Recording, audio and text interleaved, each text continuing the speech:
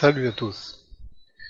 En ce moment, on assiste à des, euh, des informations, ou plutôt des mauvaises informations sur le problème de Saint-Martin, de la catastrophe qui a eu lieu à Saint-Martin, à savoir les, euh, le passage du cyclone Irma et ses conséquences. On entend dire par-ci par-là qu'il y a une forme de guerre civile, qu'il y a euh, des pillages, qu'il y a un état de désolation. Ailleurs, on entend dire que non, la situation n'est pas si grave, que l'État envoie des aides, des renforts, etc. Mais dans tout cela, il y a un problème qui est assez, qui est révélateur, qui est soulevé, c'est celui des médias et de la réalité de ce qu'ils présentent ou pas. Donc, euh, beaucoup de gens sont déçus ou en tout cas sont incrédules face à ce que présentent les médias et considèrent de moins en moins que ce sont des faits avérés, que c'est la réalité. Le problème vrai, moi je vais révéler la vraie vérité des médias. Le problème vrai, c'est qu'il y a un double problème quant à ce qu'on peut restituer à toute information, toute donnée, toute chose comme ça, qui est relative en gros à la vérité. Quand on a des informations à faire passer, il y a toujours une preuve à apporter. Lorsqu'on est scientifique et qu'on veut faire paraître une nouvelle découverte, on doit apporter, étayer des preuves. C'est le travail justement du reporter qui va en quête de preuves. Lui, il déniche des images, il déniche des informations, il demande à des autorités, des instances autorisées à pouvoir accéder aux vrais chiffres, aux vraies informations, à la base même. Il va fournir euh, une masse de travail en fait aux journalistes qui sont à l'édition en fait et qui vont devoir traiter ce matériau et en faire une information. Donc ces informations font partie de ce qu'il apporte fait partie des sources en fait, des informations à traiter. Cependant, quand les médias doivent restituer l'information, ils sont obligés d'en passer par leur chef qui doit décider ou pas d'éditer cette information. Cependant, si le chef est lui soumis à un certain nombre de d'obligations financièrement et tout, il y a des informations qu'il peut refuser de pas se faire passer. Ou alors, il peut décider qu'elle ne sera pas présentée de telle manière qui peut être défavorable à son image, etc., à l'image qu'on peut avoir des choses. Donc, on peut soit, entre guillemets, manipuler les données, mais pas manipuler dans le sens négatif, hein.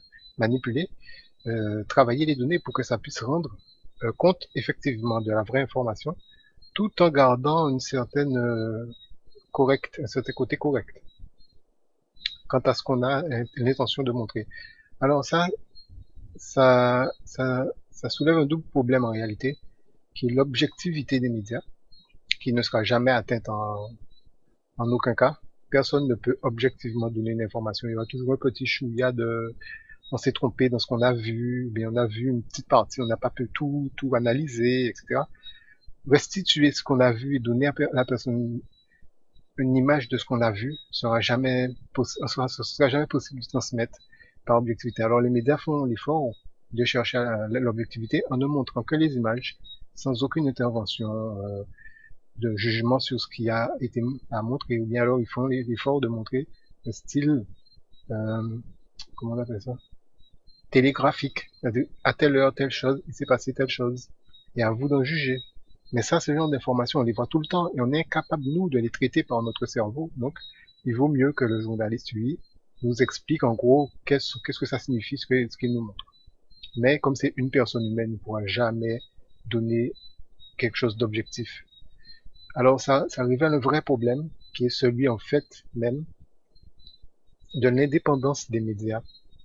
C'est l'indépendance des médias qui rentre en cause dans ce véritable problème.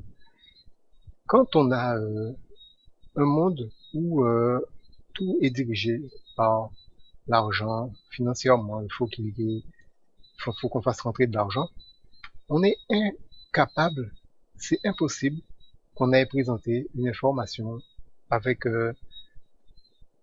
tout ce que ça implique derrière. On peut pas aller dire en Birmanie tout se passe bien, par exemple. Si on est birman, on peut pas aller dire que en Birmanie tout se passe très mal. Vous voyez ce que je veux dire?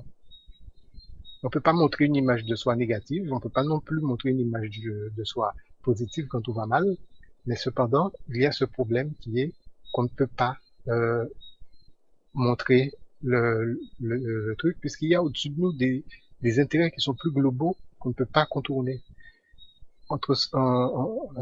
Par suite, en fait, lorsque on regarde les personnes qui dirigent les médias, qu'est-ce que ces personnes peuvent faire? Comment peuvent-elles faire pour contourner ces prérogatives financières, quoi, ces impératifs financiers?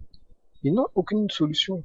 Si vous êtes un petit média, vous pouvez vous permettre de vous dire, bon, je présente quelque chose qui va nuire je sais pas, un tel ou un tel, tant qu'à faire, bon, tant pis. Si cette personne est un gros média et que il fait fonctionner grâce à bon, les aides que un tel leur apporte, ou alors qu'ils sont subventionnés, ou alors ils sont euh, partenariat avec des gens ou autre, etc. Voilà ce que je veux dire, l'argent c'est comme ça que ça fonctionne. Et que vous allez dire du mal d'un tel, un tel, un tel, un tel, montrer que tout le mal, dévoiler tout ce qu'il y a de mal, dénoncer tout ce qu'il y a de négatif. Comment vous allez faire en réalité pour vous mettre un peu de sous dans les poches? Donc, c'est là le vrai problème que personne au monde ne pourra jamais contourner et que il faut qu'on comprenne. Après, les médias peuvent se tourner, par exemple, on voit qu'il y a des journalistes qui se retournent contre leur patron, Bolloré, par exemple, hein, et j'oublie le nom, Stéphane Guillon. Ils ont eu un petit litige du genre entre journalistes, ça se tire dans les pattes, enfin entre dirigeants de journal et machin. Mais on voit très bien où ça va mener.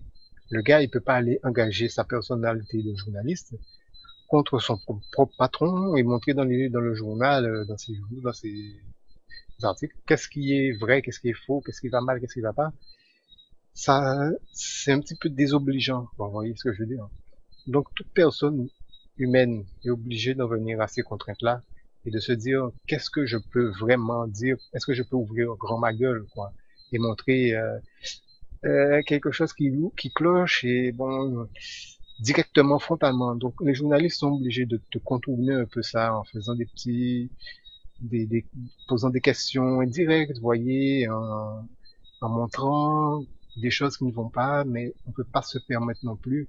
Et de l'autre côté, le dirigeant qui a des sous, par exemple, qui a investi dans un pays en guerre, par exemple, ne peut pas aller se permettre non plus d'aller affluer du côté des barbares, entre guillemets, et machin. Donc, il est obligé quand même parfois de revoir à la baisse ce qu'il veut pas montrer, quoi, et d'accepter sa part de, comment dirais-je, d'implication dans ce qui va mal, quoi.